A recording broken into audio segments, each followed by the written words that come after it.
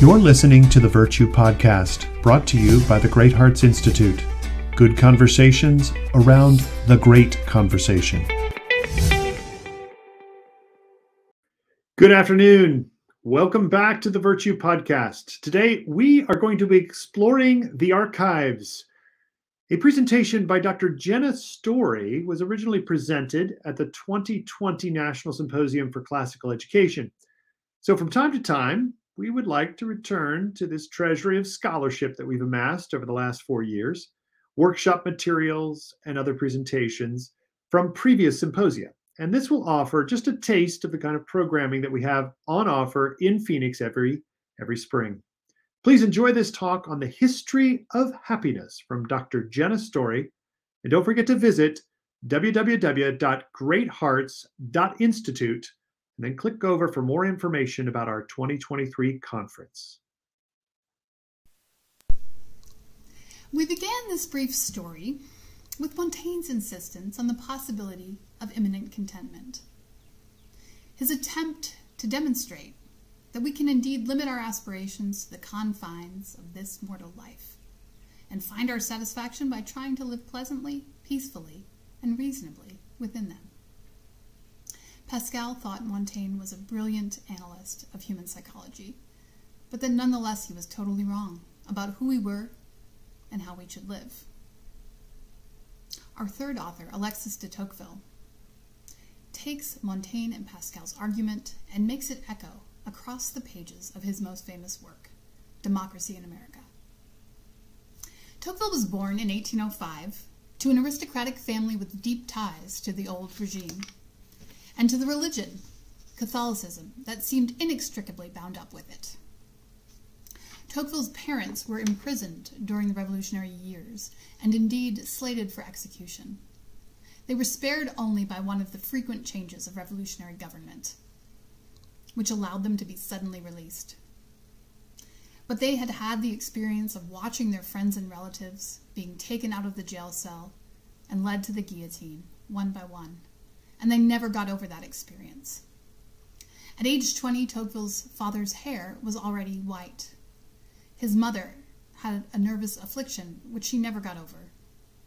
After the family dinner, she'd take her kids and relatives around the fire and sing melancholy songs of the Ancien Regime. It would have been the easiest thing in the world for Tocqueville to adopt the largely counter-revolutionary attitude of his family and indeed of his class. But he didn't do that. He also refused to break rank entirely and throw his lot in with the largely irreligious partisans of democratic freedom. Instead, he aimed to chart a new course. As he put it in his most famous work, Democracy in America, he sought to see further than both parties in order to understand the possibilities and perils of modern democratic politics, which he was convinced would dominate Western history for the foreseeable future. A key component of Tocqueville's ability to see further than both parties was the trip he was able to take in America in the 1830s. At that point, Tocqueville was an apprentice magistrate in the French government and was sent to America by that government with the official purpose of observing the penitentiary system, which at the time was thought to be progressive. Tocqueville's private purpose for this trip, however, was to observe a relatively healthy democracy in order to get a better perspective on the possibilities and dangers of this ascendant political form. Tocqueville came to America then ready to see something new, and he was able to see it in a new way. For you might say he read the prose of American life with the poetry of the moraliste resounding in his ears. Tocqueville steeped himself in the thought of the moraliste, from Montaigne through Rousseau, and when he would go to write his memoirs later in his life, would explicitly seek to inscribe his own writing in that tradition. His engagement with Pascal was particularly intense.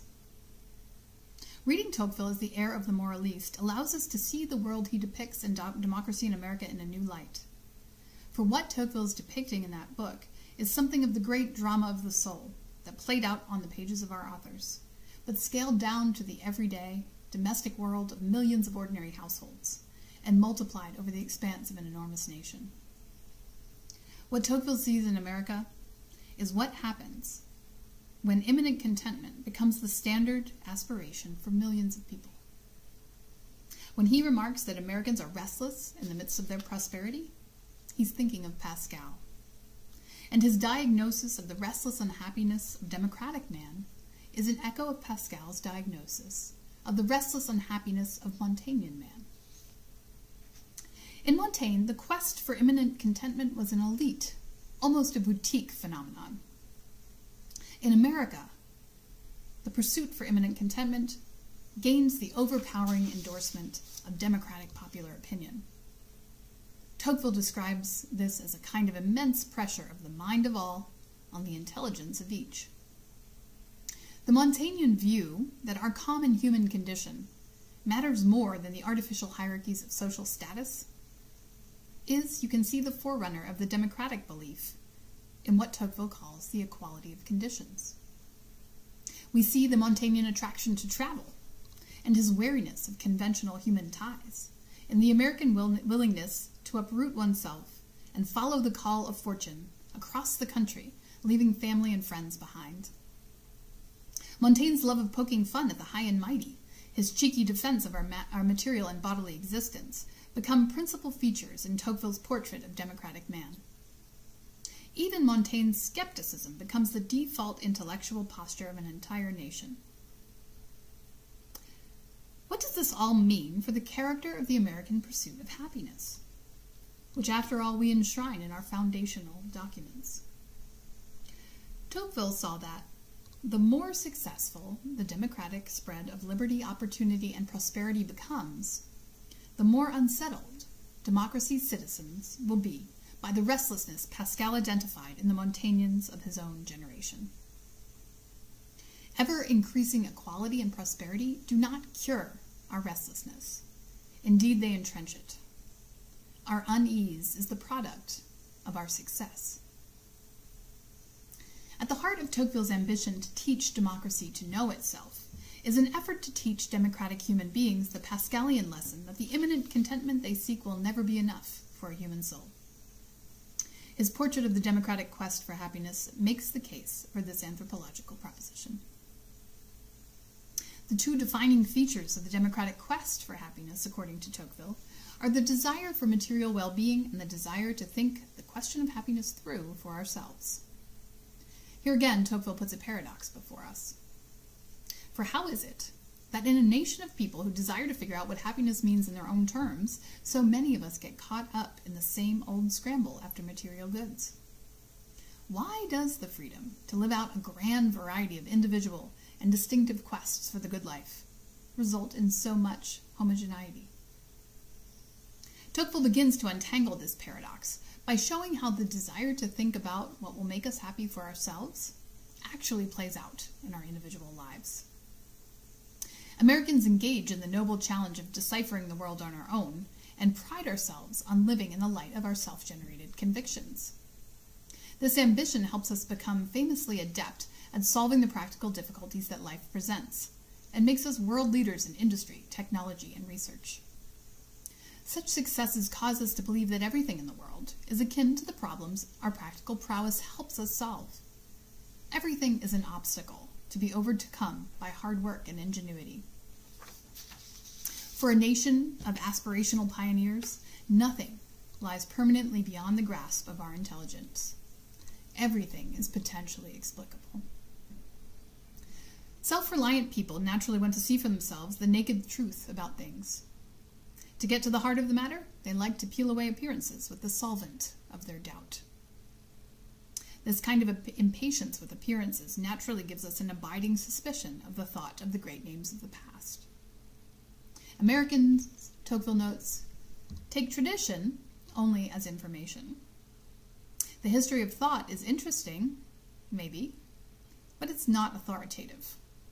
It doesn't tell us anything about what we must do or give us any kind of special guidance on how we might live.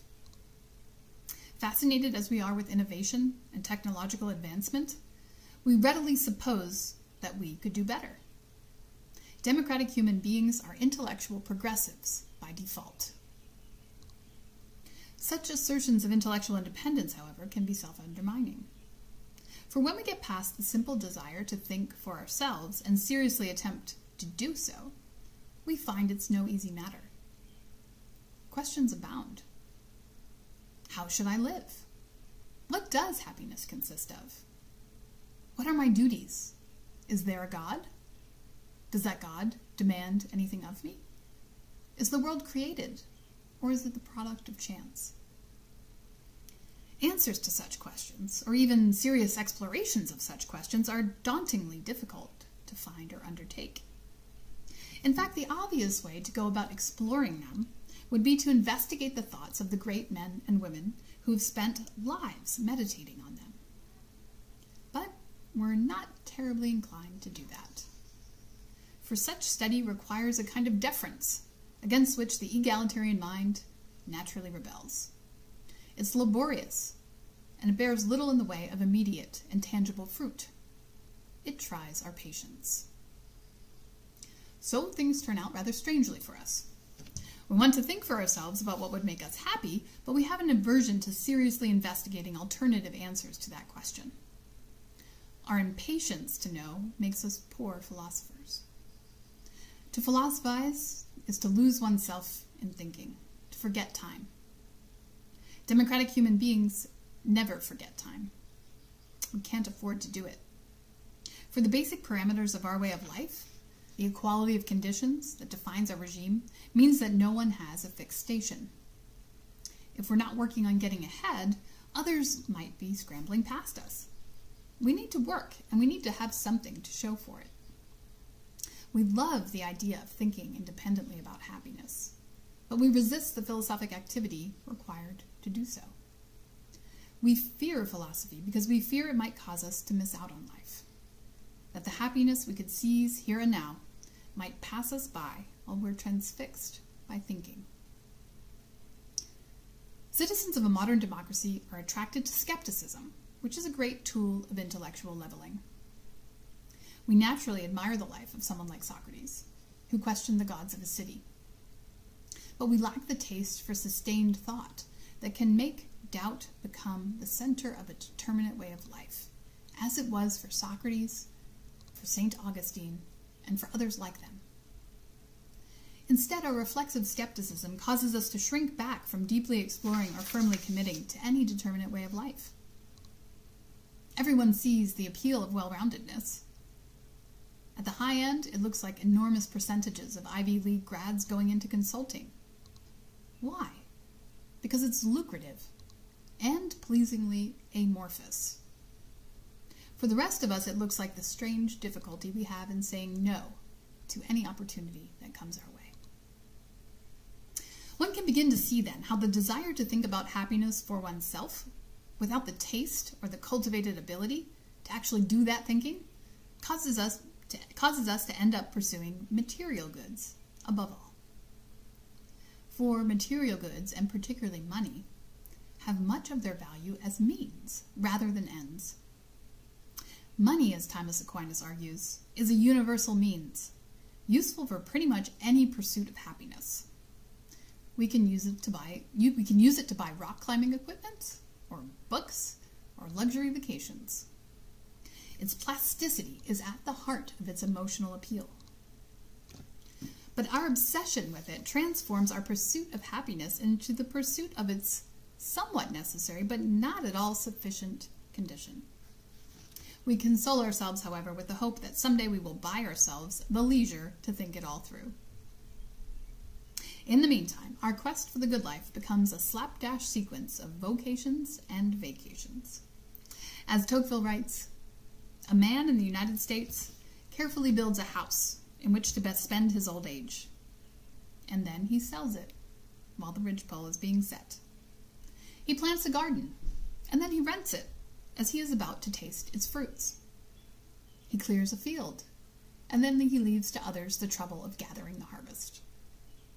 He embraces a profession, and then he leaves it.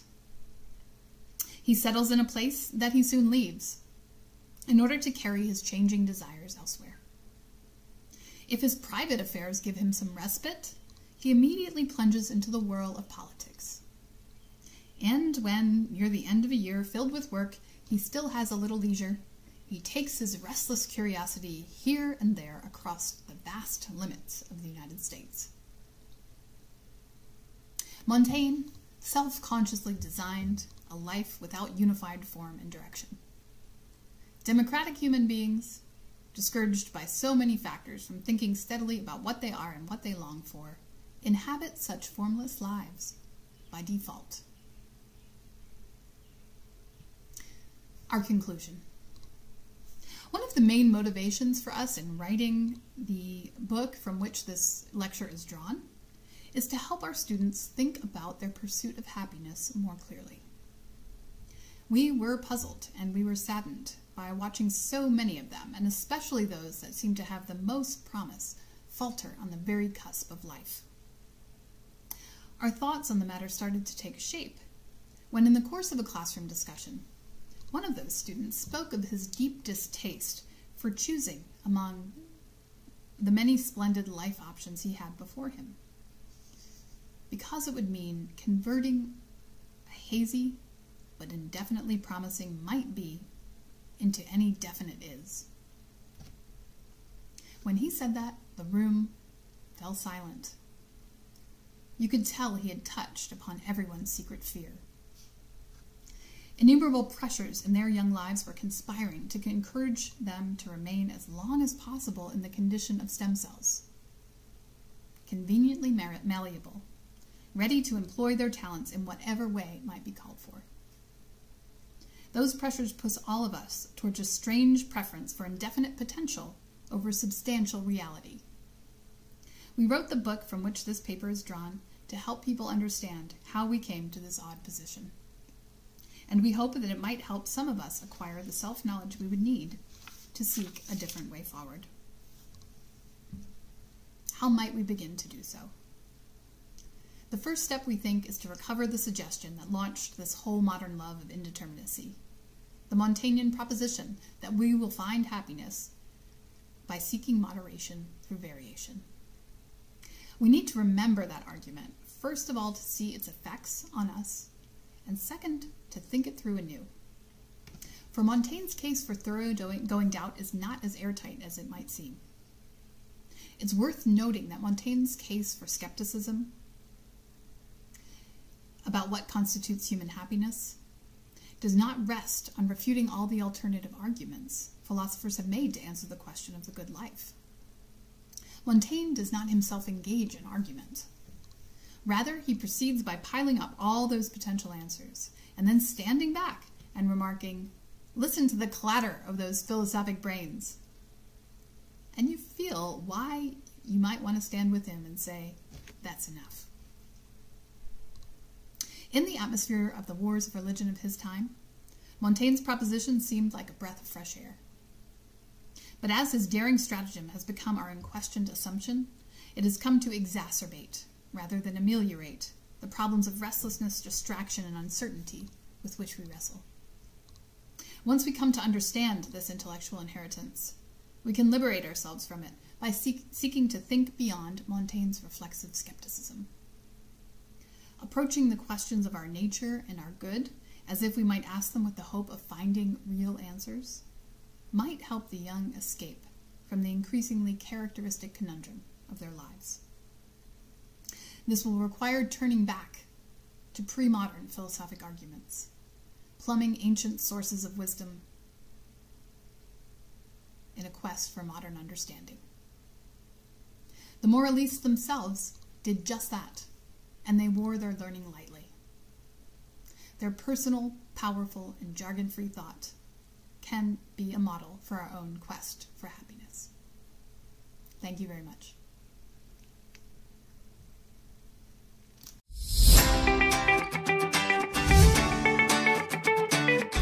Registration for the 2023 National Symposium for Classical Education is now open.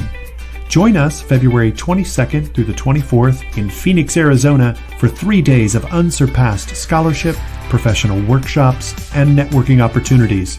For more information, visit www.greathearts.institute. Working together to renew the tradition.